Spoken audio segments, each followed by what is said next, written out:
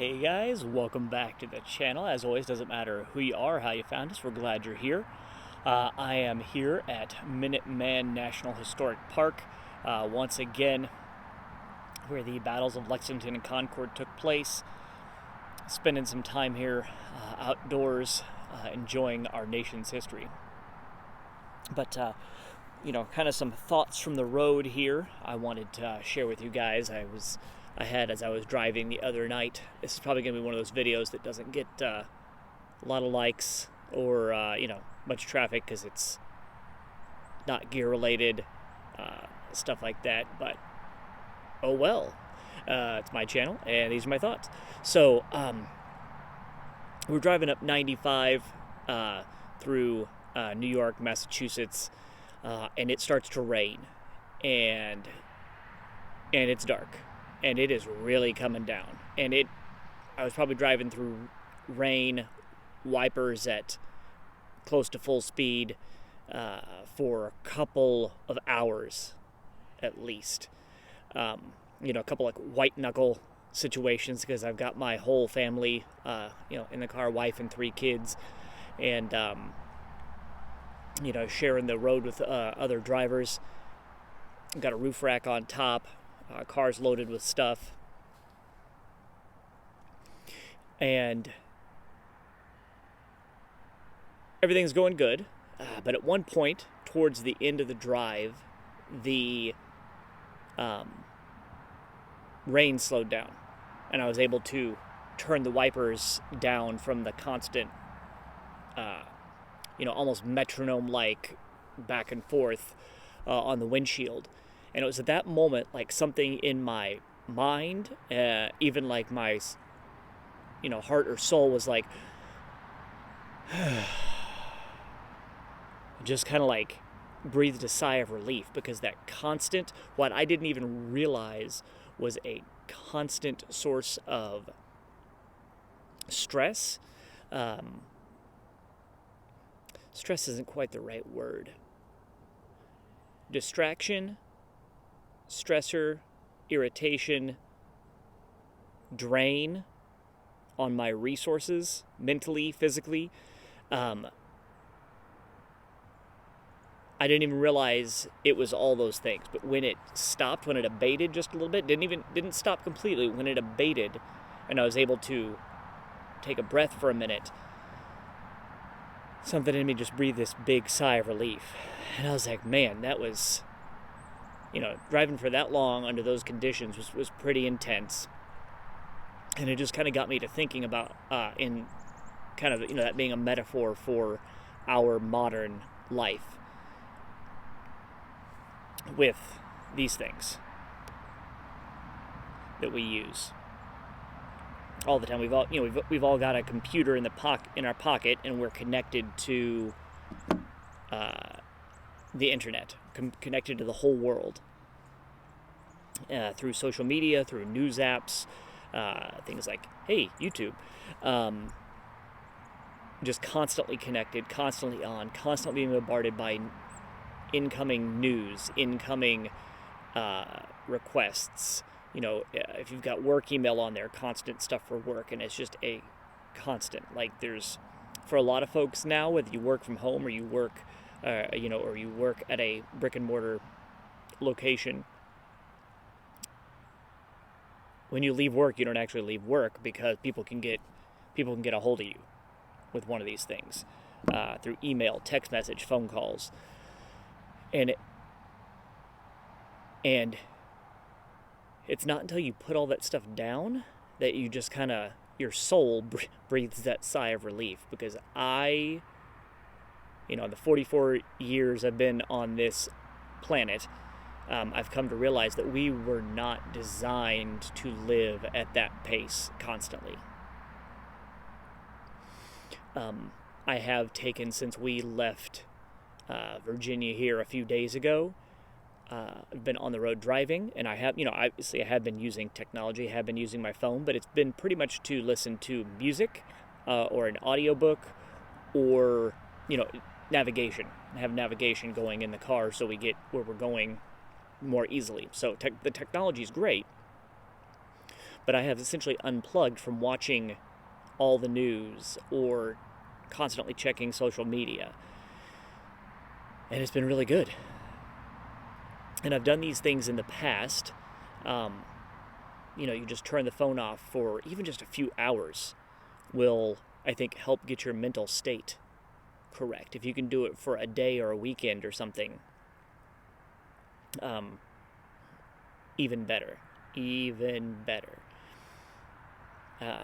I've heard people talk about doing dopamine fasts. So one of the reasons social media and these things are so addictive is that the dopamine in your brain, that's a chemical in your brain, usually has to do with like pleasure or reward.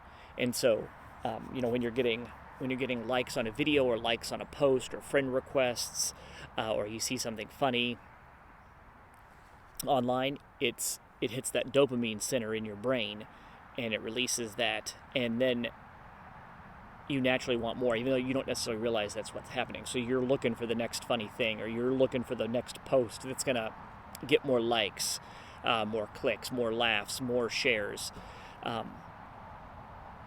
And so that dopamine center of your brain keeps seeking that. And so you keep staring at this screen. And I have found myself in the past even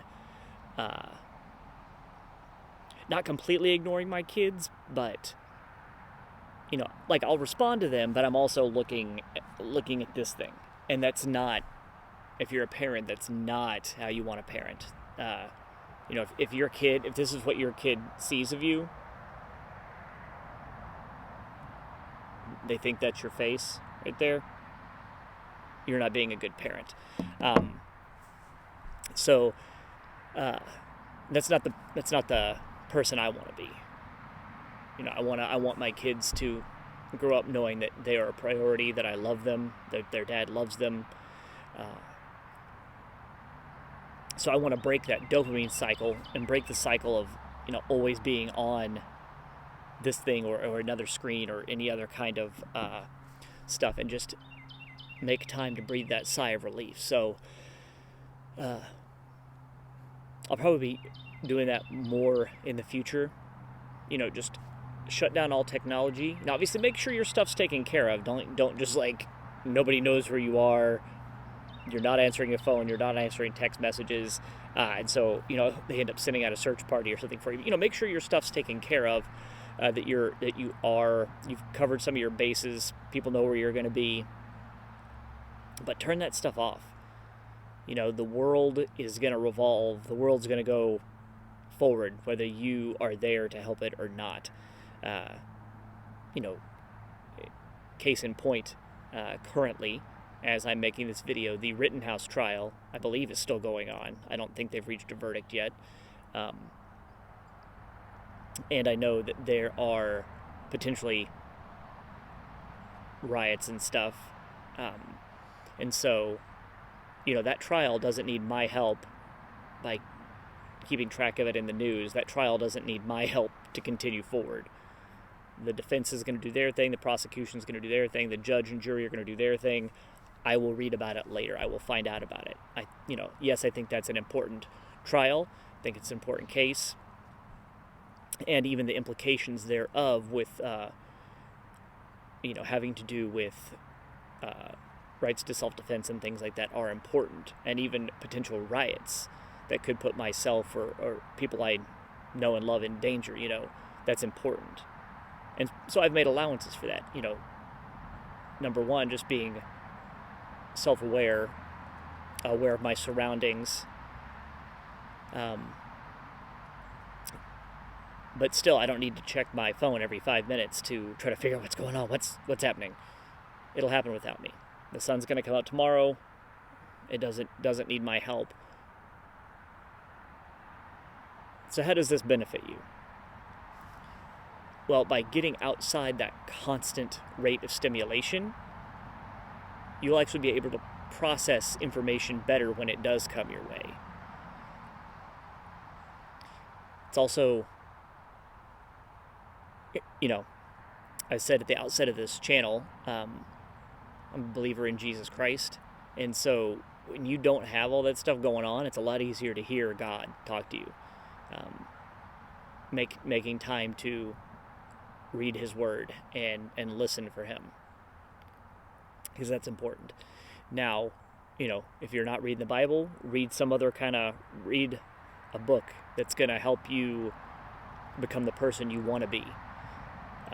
Spend some quiet time just with your thoughts. It's going to improve your quality of life. This might provide quantity of life in that, look at all the friends I've got on X, blah, blah, blah, social media, whatever. So quantity of life, but that doesn't equal quality. Quality is really what you're after. So slow down.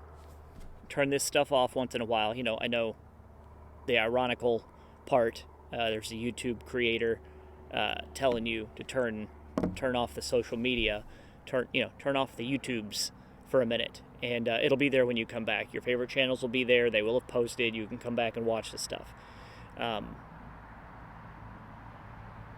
But yeah, slow down for your own health, mental health, and even your physical health, because your mental health will affect your physical health. But, I've probably rambled at you enough here. It's been good talking to you guys, and I hope to see you on the next one. All right, take care, everybody.